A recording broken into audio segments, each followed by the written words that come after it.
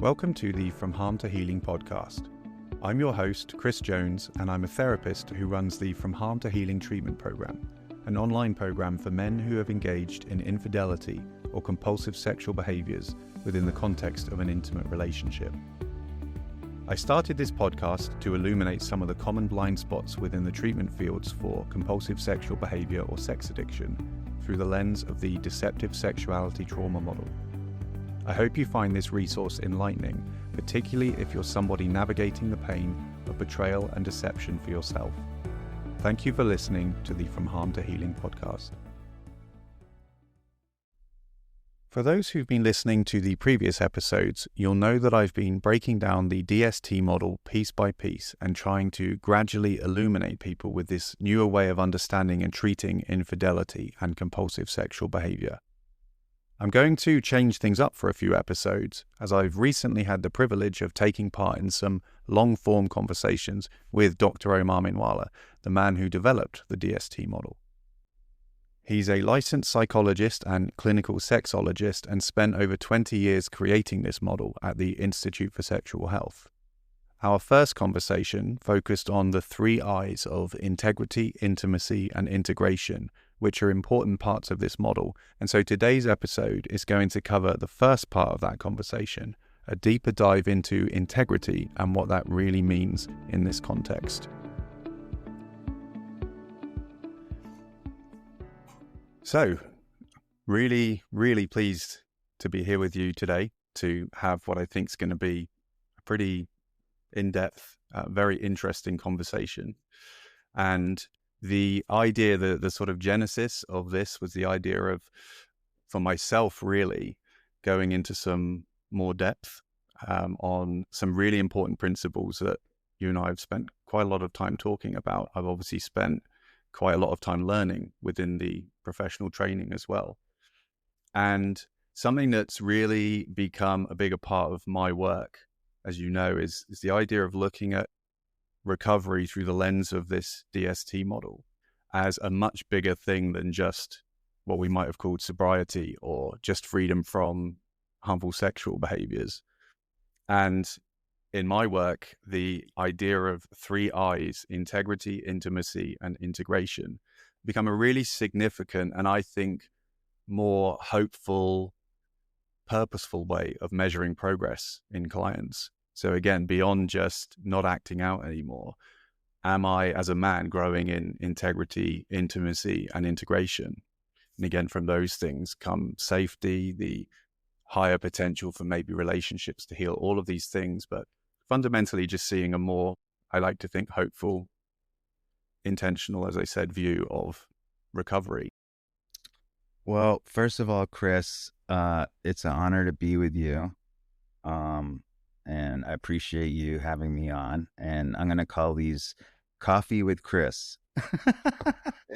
Works for me. We can call it that. Coffee Chats with Chris, Chris Jones. So, and before maybe we start, just to model what I always like to do, which is if we're going to talk about such sensitive topics like the secret sexual basement, deceptive sexuality, and trauma, especially any kind of abuse and trauma issue, then, I like to create extraordinary space and have that conversation in there. So if you don't mind, let's model that and take a deep transitionary breath. And on the other side of that breath is extraordinary space, humility, adequate safety, and truth, IAR, intentionally accurate, authentic reality. So you think we can do that? I think it's great to model the work we do with clients whenever we're approaching this, to model that in our conversation. So let's do it. And even if your audience wants to do it, it's just a simple transition, getting the brain in optimal conditions to have these conversations. And it's literally putting the brain in a more relaxed state so that we can actually turn towards this difficult material in a better way. and have better conversations. So on the count of three, we'll take our transitionary breath. On the other side of that is extraordinary space. And then we'll start on the count of three. You ready? 1, 2, 3. Inhale and exhale.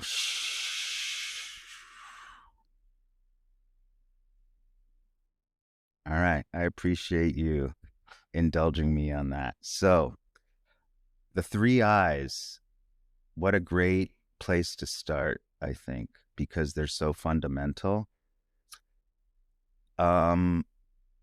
Years of doing treatment for sex addiction is really the beginning of that.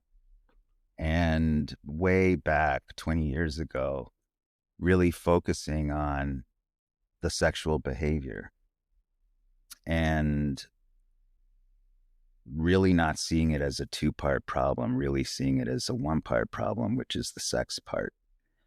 Over time, right, this model developed with a lot of detail, clinical detail,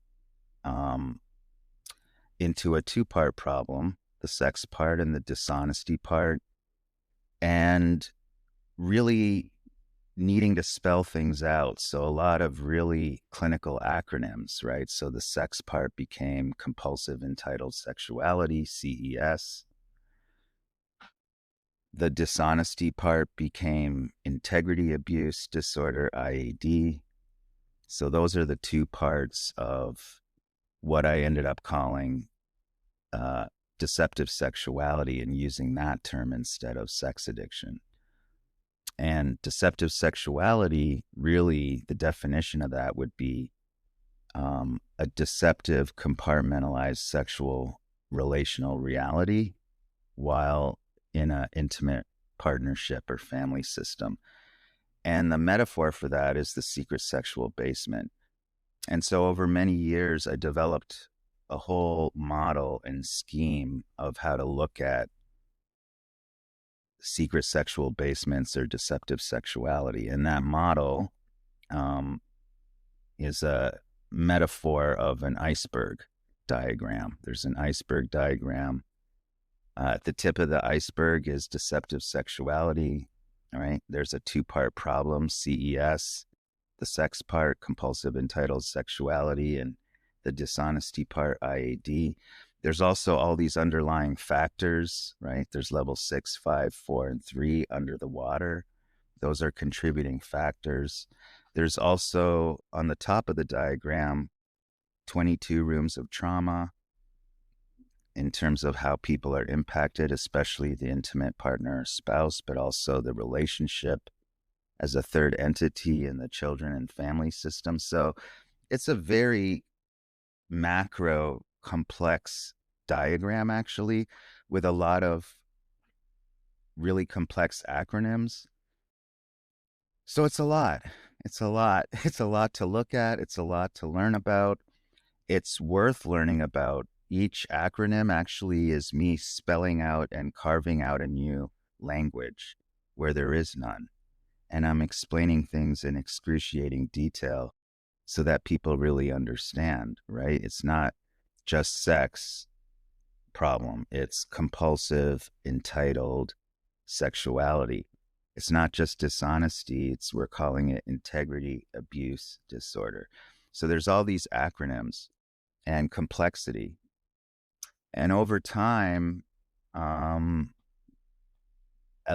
big part of my journey has been doing the work, doing a lot of clinical work for years, and then there'll come a time where something will just come to me. A good example would be the secret sexual basement as a metaphor. For years, I was without that metaphor. I was saying DCSR, DCSR, deceptive compartmentalized sexual relational reality, DCSR. Wasn't so effective. The minute secret sexual basement came along, that metaphor, boom, everybody started understanding it. Oh, okay, they can visualize it. I actually started studying metaphors, And metaphors actually activate a different part of the brain that facilitates learning and facilitates deep insight, including emotional insight. It shifts the brain and learning from 2D to 3D. So it makes sense that I had this clinical acronym, DCSR, but the metaphor of a secret sexual basement really helped people to start to understand. So sometimes things just come to me after years of metabolizing and doing the work, and then boom, something will come that's really influential in the model. Um, Another example of that would be the three eyes, right?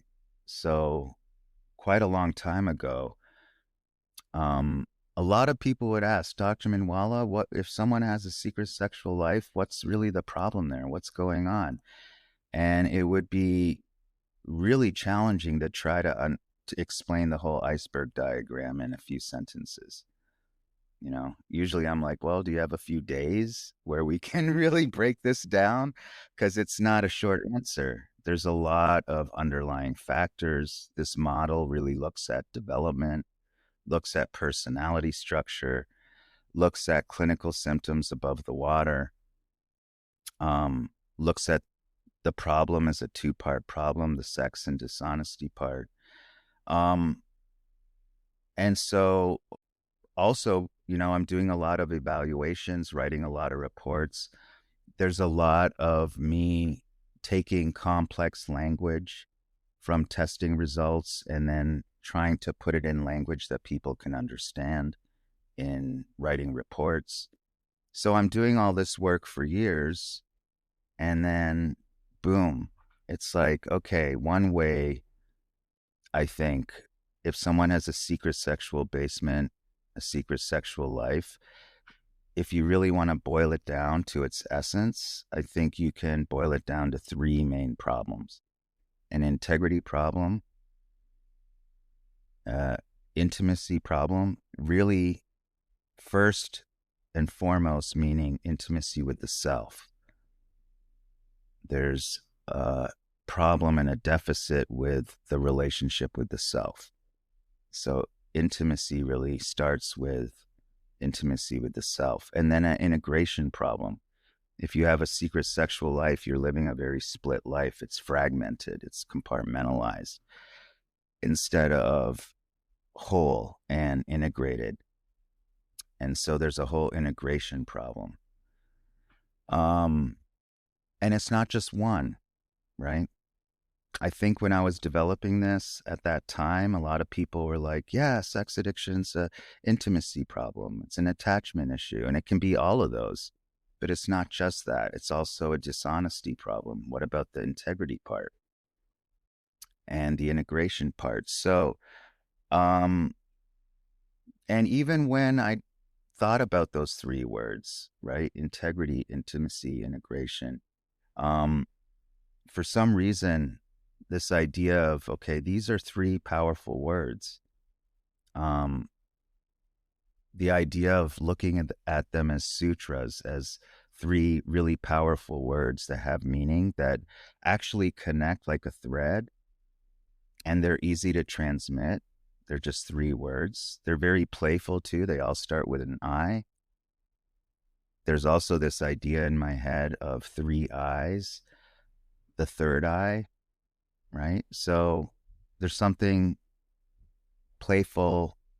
I like the symmetry of three words that start with I, and they really capture the problem of the secret sexual basement, right?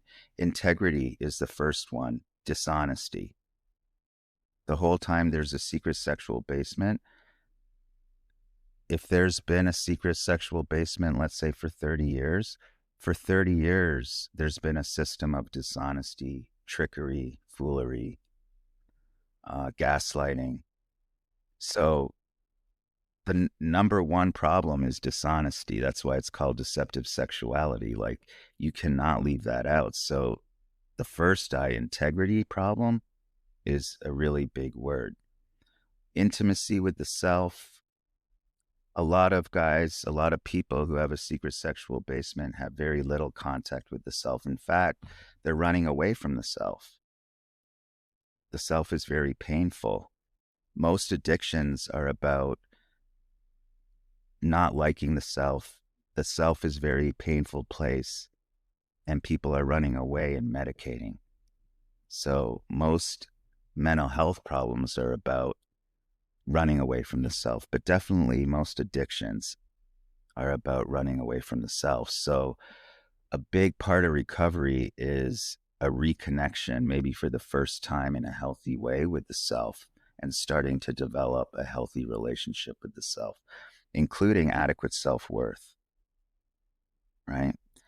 And then integration, like we said, fitting it all together, not living a split life, learning how to keep it upstairs and not have a basement, right? And choosing voice over violence instead of violence over voice. So there's a whole, and a lot of the integration work is shadow work.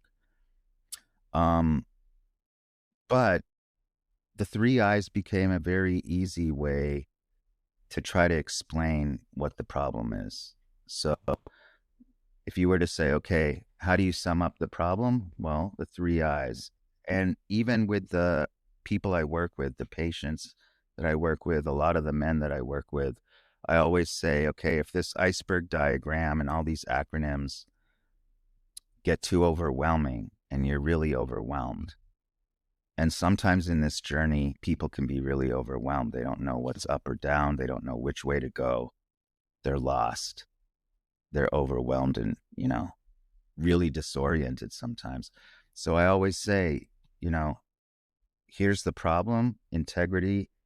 You have an integrity problem, you have an intimacy problem, and an integration problem. And the solution is all three of those. So it gives you the deficits, it also gives you the solution, right? So as long as you're developing more honesty and integrity, you're on the right path. You can think of these as paths to be journeying on. They never end for all of us. Integrity is always a lifetime journey. Intimacy with yourself and others is a lifetime journey. Integration and integrating our shadow, good, bad, or ugly, is a lifetime journey. So these are three paths to be on, and especially men in recovery from having a secret sexual basement. These are your three paths, your three anchor points, right? Because the three problems are the three eyes, and then the three solutions, the three ways to start getting better are the three eyes: developing more integrity, intimacy with the self, and integration. So these are the three paths to get on. And if you get lost or, drive off into a ditch or take a U-turn, you always know you can turn around, get back on track, and start moving in these directions, developing more honesty, a healthier relationship with the self, and integrating good, bad, or ugly. So those are the three eyes. Yeah. And I think it just, again, the feeling that comes up in me, I've said it already a couple of times, but that sense of that being a hopeful vision or trajectory forward. So stopping sexual acting out is moving away from something, but I love to think, what am I moving towards? So you have there these three really clear, I think you call them pathways to be on. And I think also in what you say, you started breaking down the model a bit, the 22 rooms, the level 4, 5, 6 under the water, the behavioral systems above the water. And I think you kind of touched on that thing we're very aware of as someone myself who has done an extensive amount of training in this model, 4 levels of training and supervision, many, many hours hearing you speak and break these things down. There's a necessity to that level of complexity. But the metaphors, you mentioned the secret sexual basement, and ideas like the three eyes give us something tangible to hold on to, something that just, I think, inherently makes sense. And so we start with, it's a sex addiction problem, the sort of traditional way of looking at it. We then break it down to a 2-part problem. We have the CES, compulsive entitled sexuality, IAD, integrity abuse disorder. And now we're sort of breaking it down a little bit more even to, and the things that drive that are deficits in integrity, intimacy, and integration. So it'd be wonderful if we can dive deeper into each of those things. And I think all of those three words, those three I's, could be a huge conversation in themselves. So I guess we're going to have to be somewhat wary of how deep we go on this, but we can look at personality templates, shaping through people's lives, how their integrity, intimacy, integration was shaped. We can look at gender shaping, how, particularly for men, which this model obviously targets, particularly how the masculine shaping, masculine pathology can impact those things. So I guess in a sense, I don't want to lead you too much. I'd love to just open up that first point of integrity. We already have this idea of integrity abuse, so we have a very clear behavioral system to target. So maybe we can start there and work down. But again, I'd love to just hand over to you to break down this word integrity a little bit more for us. Mm-hmm. Yeah, beautiful. So like you just said, we just kind of laid out the three I's, right? And kind of how those developed. And now let's turn to the first I, integrity. And actually, the three I's do have a little bit of an order. The first thing, if you've had a secret sexual basement, is we got to reduce the abuse, the lying and intentional manipulation of someone's reality. So integrity is the first thing. And then that kind of leads into relationship with the self. And that kind of leads into integration of everything you're learning and how to live. So there is a little bit of an order to those three words. So it does make sense to start with integrity. And I'm going to really try to keep it focused to deceptive sexuality and the secret sexual basement. And I might even, keep it to just talking about men in recovery because that's a big part of my practice. But of course, any gender can build a basement and be impacted by it. But so sometimes I'll just say, the men or the guys I work with. So like you said, Chris, we started the conversation with sex addiction. And really, when it comes to treating infidelity or sex addiction or compulsive sexual behavior, other problematic sexual behaviors, everyone's mind goes to the sex part. And a lot of the treatment focuses on a sex plan. What's different here is we're defining the problem differently. It's a deceptive, compartmentalized sexual relational reality, otherwise known as a secret sexual basement. And if that's the problem, you're living a double life, right? Doesn't matter what the behavior is in the basement. If it's compartmentalized and being hidden and is deceptive, then that's what we call a secret sexual basement. And if you have a secret sexual basement, then the whole time it's a dishonesty problem. And that's the part that people often leave out. And so the simplest way to call that problem is a dishonesty problem, because that's the word I think everybody understands. If you're maintaining, it's one thing to have a secret sexual basement, it's another thing to maintain it and keep it going. And that's going to require an entire covert operation with a lot of different tactics that we call integrity abuse behaviors. The whole time there's a basement, it's a system of gaslighting, because the definition of gaslighting is intentionally manipulating the victim's reality. So the whole time there's a basement, it's a system of gaslighting. And we already know gaslighting's abuse.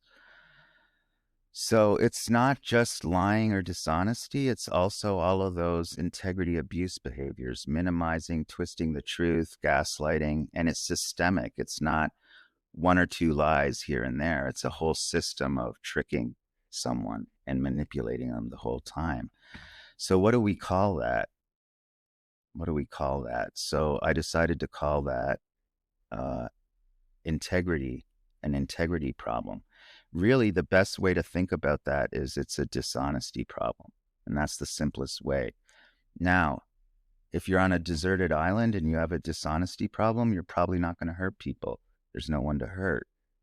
So you would just have an integrity issue, an integrity problem, an integrity disorder.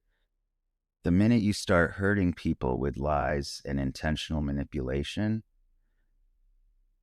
then we call that harm integrity abuse. So the term integrity abuse simply means the harm that comes from dishonesty. And that's the way that I describe the dishonesty part of the problem, the part that often doesn't get addressed.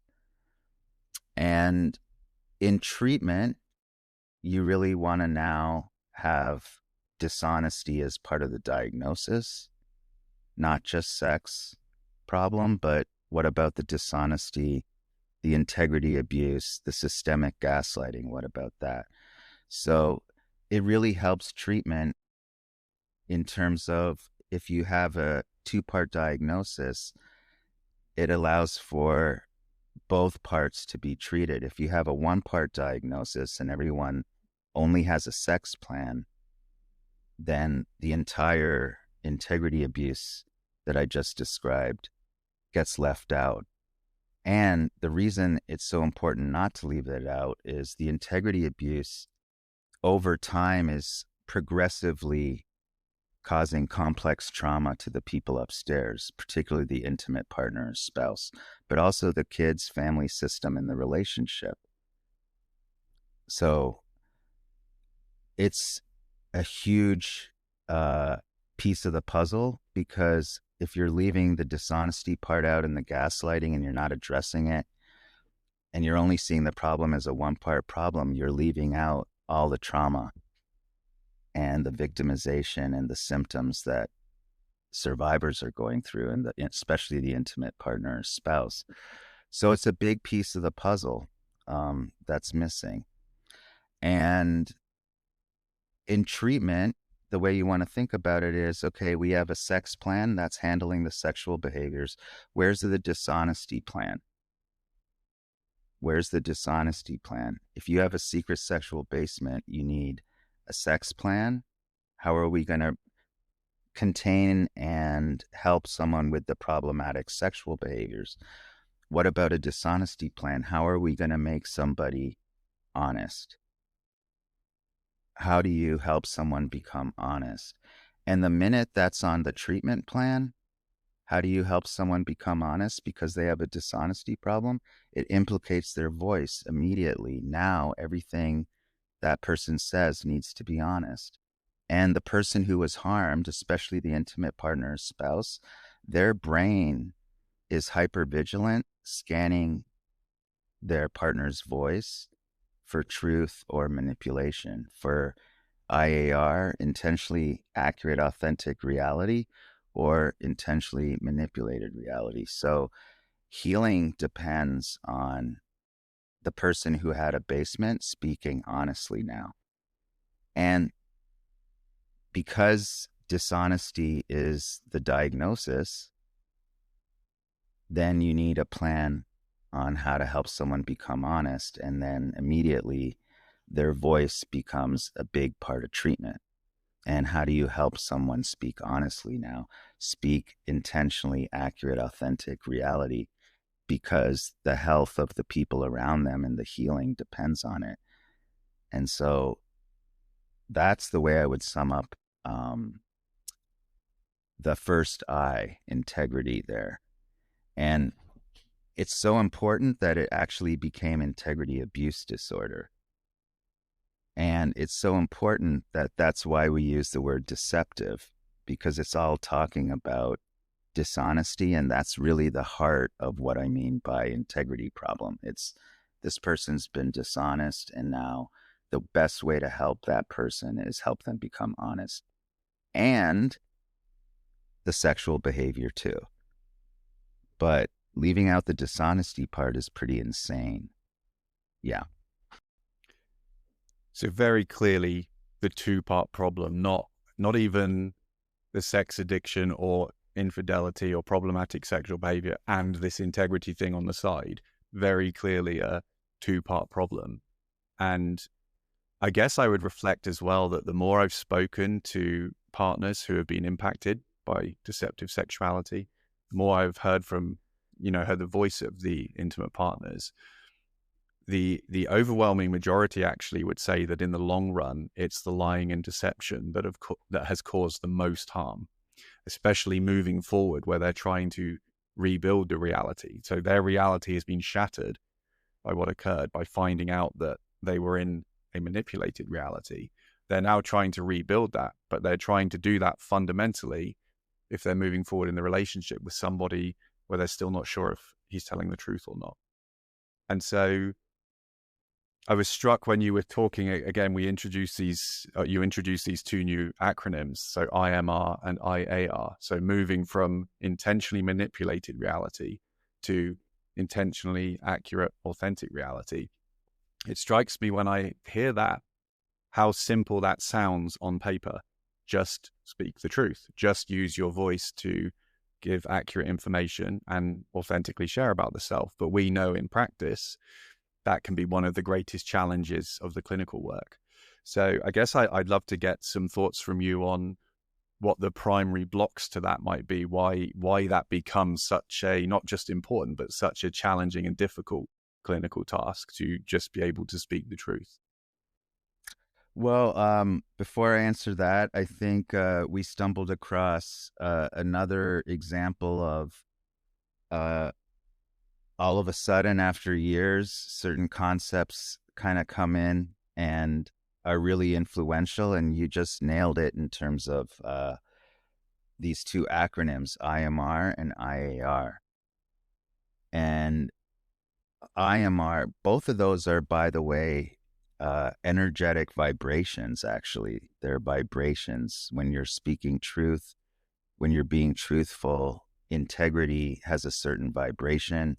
Dishonesty, manipulating, gaslighting, that's a very different vibration. And those are vibrations. But those two acronyms, intentionally manipulated reality, the whole time there's a basement, the people upstairs are living in a state of intentionally manipulated reality versus intentionally accurate, authentic reality and truth. So those two acronyms become very important because one way of describing healing and recovery for everyone, not just the person who built the basement, but the people upstairs and the relationship, everybody, the journey, the healing is moving from a state of intentionally manipulated reality towards IAR, intentionally accurate, authentic reality.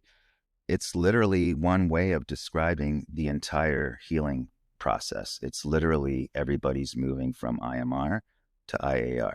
Done. That is the healing journey. Yes.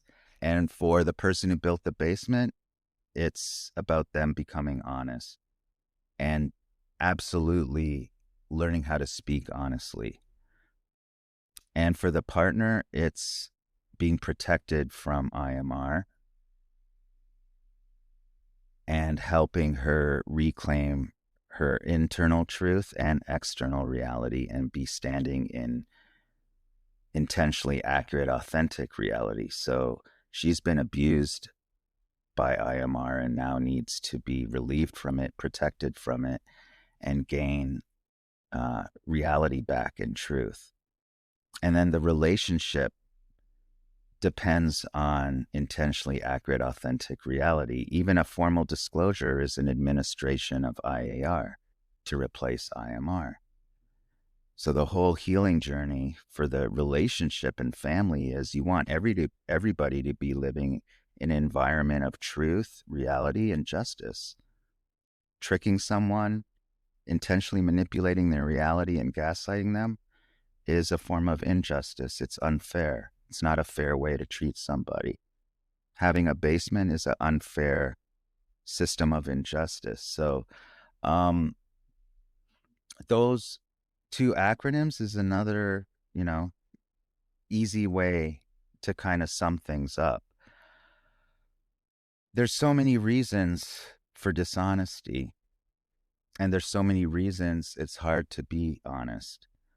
Um, when it comes to a secret sexual basement, we can have so many discussions. One of the biggest ones that comes to mind is male socialization, because the way we're socialized as boys and men is to actually encourage, endorse, collude with.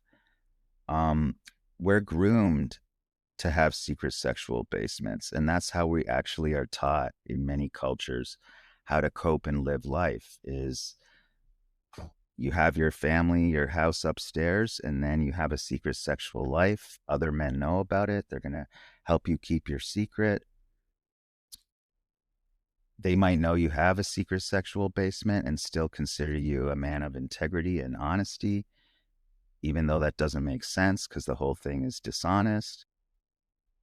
I call that the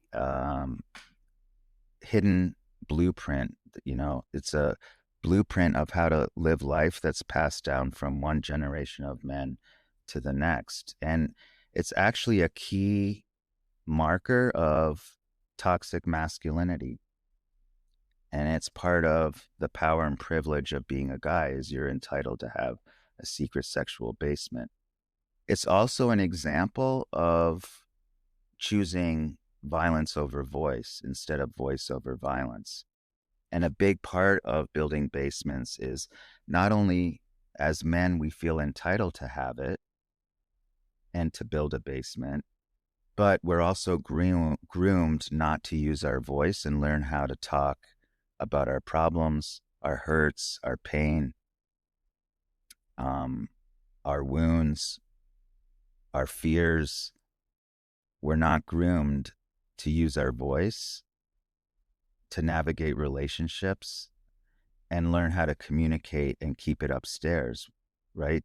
Having difficult conversations. Instead, we're learned to choose violence over voice. You don't need to learn how to use your voice. Just take it, do it. Tell her whatever she wants upstairs and just do what you want. Using your voice is not valued in masculine consciousness and development. Violence is valued, using brutal force instead of your voice. Having a basement is an example of choosing violence over voice. And a lot of basements are built because of anger, fear, repressed and ignored issues that are going on emotionally, psychologically. Life is very painful, stressful. There's a lot of things. And if you don't have a voice and you can't metabolize your feelings using your voice, and you've been groomed to feel entitled to have a basement to cope instead, and stuff all these feelings and put them in the basement. A lot of basements are built because of feelings that aren't being metabolized in a healthy way. So, those would be some of the reasons why it's so hard to now just be honest. Men aren't used to being honest upstairs. They've never learned to be honest. They've learned to cope by stuffing feelings, building basements, feeling entitled to that. So now we're asking them, hey, you need to learn how to keep everything upstairs, actually use your voice and not rely on a basement and having a little secret world to deal with things, right? So it's going to be very challenging if we take away secret sexual basements in masculine culture. It's gonna um, rely on men learning how to live life differently without a secret coping mechanism. And that's why I use the metaphor, learning how to keep it upstairs instead of building a basement, learning how to voice up. The up actually stands for upstairs. Voice up, keep it upstairs. Don't build basements. Don't stuff your feelings. Learn how to talk about anger, fear, your hurts, your struggles, learn how to, good, bad, or ugly. Your voice becomes the instrument of navigating relationships in life. And male socialization takes that away from us. It literally teaches us that the voice is nothing you need to learn how to use. And instead, you can just use violence to navigate life. So it's flipping the script. Instead of violence over voice, voice over violence. Keep it upstairs. Learn how to voice up. It makes so much sense of what I was sort of getting at with the IMR to IAR is it sounds so simple. Just use your voice, speak the truth, be authentic. But you're painting that picture there of maybe I've been socialized from the start to feel entitled, to feel like it's weak for me to share my emotions or needs. I should be needless and wantless, or I should take what I need and want.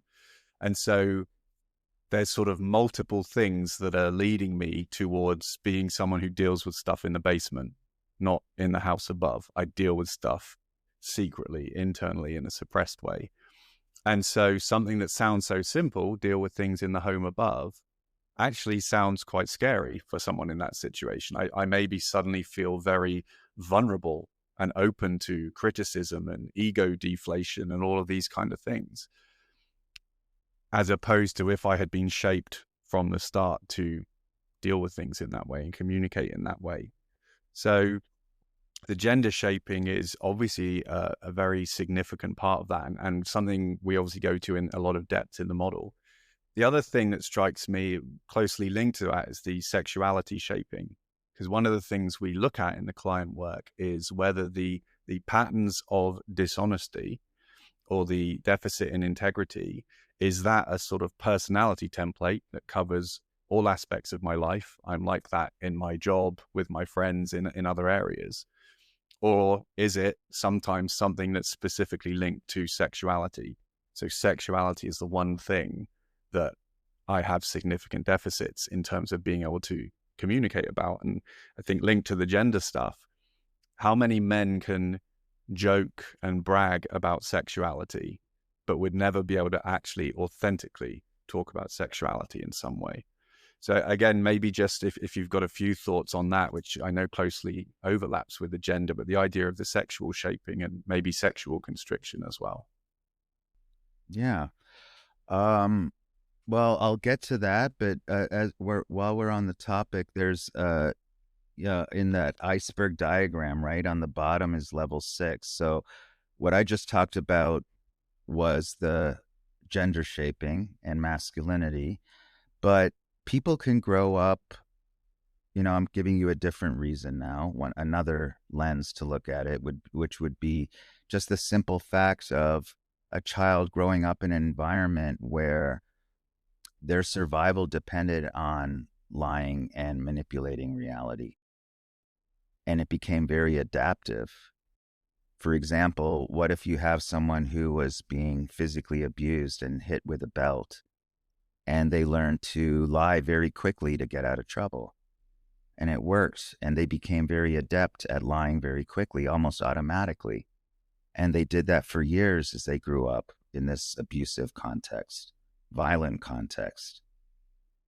And now, maybe in their personality template over many years, automatic lying is part of their MO, right? That would be another example of how somebody develops patterns of lying that come out of childhood abuse. And now, right, maybe those patterns of lying aren't just about sex. They're, like you said, part of their personality template. They have integrity abuse in their business life, friendships. It's a pattern that they've learned for many years, and now it's a problem. Um, so that now, if we just said, hey, now you need to be honest, that's not going to be easy. Sounds easy. Hey, you speak IAR now. You can't speak IMR. Your wife is depending on you being honest now. It's not going to be easy to just change those habitual patterns in the brain that someone survived on for years. That's going to take a lot of work, a lot of conscious effort. We know that personality traits and templates don't just change overnight. They're very difficult to change, in fact. You have to really target what are the problematic aspects of those traits and then try to really deal with those. So for somebody who grew up with that kind of background, it's also going to be part of the reason it's so hard for them to now just be honest. Even though it sounds easy, be honest, it's not that easy. So that's just another reason. And then, like you said, Chris, there's in our diagram, not just the way we're shaped in terms of gender, but the way we're shaped in terms of sexuality, which is something we don't talk about or even see very clearly. Both of those, how we're shaped in terms of gender as a form of complex trauma shaping and violence, how we're shaped by society in terms of sexuality is also very, very harmful. And it also shapes us and creates toxic outcomes. So when you have harmful shaping of gender, you're going to have uh, unhealthy outcomes we call gender pathology. When you have society shaping human beings in unhealthy ways, you're going to have unhealthy outcomes in terms of sexuality. And we're going to call that sexual pathology, right? And so we talked about gender shaping, and some of the harmful outcomes would be choosing violence over voice, stuffing feelings, building basements, feeling entitled, making that normal, encouraging guys to actually build them, and that's how they're going to live life. In terms of sexuality, we live in systems of oppression, not allowed to talk about it, not allowed to think about it, not allowed to do it. Out of all the areas of life, right, we're allowed to develop the physical part, the intellectual part, the spiritual part, the artistic part, the nutritional part. There's so many parts of being human that we want to develop. And when it comes to the sexual part, all of a sudden, you're not allowed. It's treated differently than the rest of the human being. It's automatically separated and treated differently. That's bad. That's yucky. That's disgusting. That's sinful. Why? All harmful, unnecessary shaping. And then you have so many problems that people have around sexuality and shame, fear, crippling shame, really being underdeveloped. I always say, like, left in a childlike state, we're all third graders when it comes to sexual development. Why? Because education and information has been systemically withheld from us intentionally. Why? We know when you intentionally withhold education, that's intentionally trying to disempower humans. In some countries where girls are not allowed to go to school, that's because we don't want to empower girls in those countries. It's a way of disempowering people to intentionally withhold education. And yet, that's what we do with sexuality. Not allowed to learn about it, not allowed to talk about it. Everybody's really underdeveloped. When you say the word sex, everyone's red in the face, giggling like a little child, nervous, anxious, really high functioning, smart people, doctors, lawyers, all kinds of people. When it comes to sex, very immature, uninformed, underdeveloped. People even get married and sign contracts about their sexuality and never have discussions. They're literally building houses and they never talk about sexuality. And so, also in some countries, if you're honest about sexuality, you're going to be killed. So there's many environments all over the world where being honest about sexuality is going to mean harm. And so we're all groomed to some extent to hide and compartmentalize our sexual self, especially our sexual truth. And many of us don't have a developed voice. There's no adult voice. There's no highly educated concepts around sex. There's a lot of shame, a lot of repressed issues that have never been dealt with, including sexual abuse. And none of that's being talked up. It's upstairs. None of us grew up where sexuality was comfortably on the first floor with the lights on. None of us grew up like that. That's a big problem. So another reason for basements can sometimes be this layer around sexuality, being really underdeveloped, being voiceless, always growing up compartmentalizing it and hiding it, never learning how to be truthful or talk about it. And then being an adult and getting married doesn't just automatically develop your sexuality. No. Some people are still repressing parts of their sexuality they can't even admit about themselves. How are they supposed to tell their partner when they can't even admit it themselves or even find a voice around it? There's just too much shame.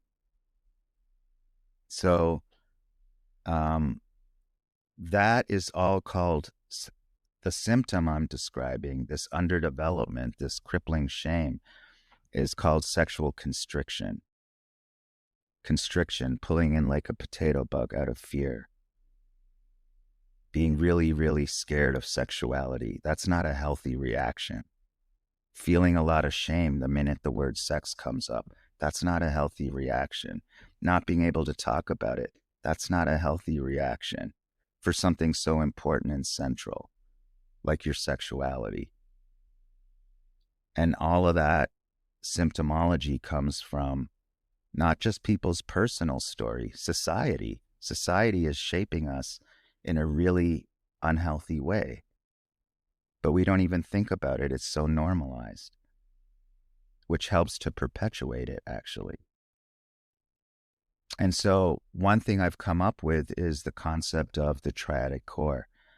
The triadic core are the three most sensitive tissues in the human psyche. How you feel about your sexuality and your sexual self, how you feel about your gender and your gender identity and your gender esteem, and how you feel about your physical body and your relationship to your physical body.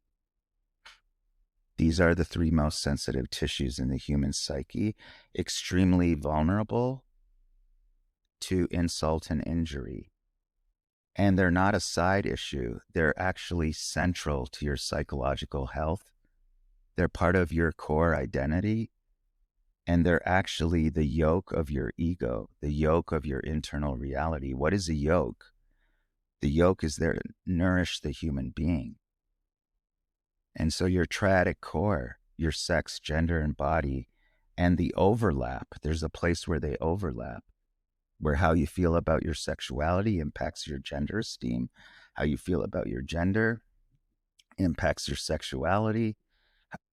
Both of those can interplay with how you feel about your body and your biology. In the last few decades, we know that body shaming is really harmful, particularly to teenage girls. Just as an example of how sensitive we are around our body and how we feel psychologically about our bodies, how we feel psychologically about our gender, how we feel about being a man or a woman or our gender identity,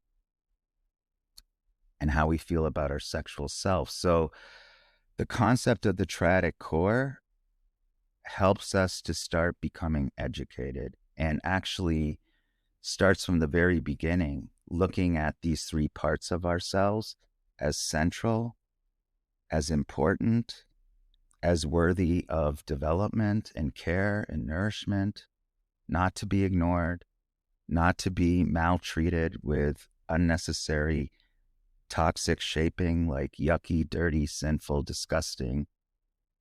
None of that's healthy. All of that is normalized, and we all participate in perpetuating it. So a lot of basements are built because of a lack of sexual development, lack of sexual voice, and always learning to compartmentalize, hide, and lie about it. Yeah, and I think we see again in that answer, in that sort of illumination, how the sort of necessary complexity of the model, even introducing that idea of the triadic core, breaking down more the level 6 complex trauma shaping, level 5 complex gender shaping, level 4 complex sexuality shaping. And that it's all really, again, painting that picture of the core, the deeper parts of a person, which really goes some way to answering that question of why it's so difficult to move from IMR to IAR. And I was struck as well, we're talking about the big societal level and the personal level and sort of everything in between. So when you were talking about the societal shaping, particularly around sexuality, the thought that was coming up in my mind was this is a societal IMR, intentionally manipulated reality. Like we are putting things out there that aren't authentic. You then have the sort of next level down, how the person was maybe shaped in their upbringing, the sort of complex trauma shaping perspective of that. What was the parental system like? What was the family system like? And I'm thinking in part of the assessments I do with clients, one of the questions I ask is, how was sexuality talked about in your home? And I kind of laugh as I say this, but it's a serious point as well. I genuinely am yet to come across the first person, not one yet, where the answer is, we talked about it really healthily and openly.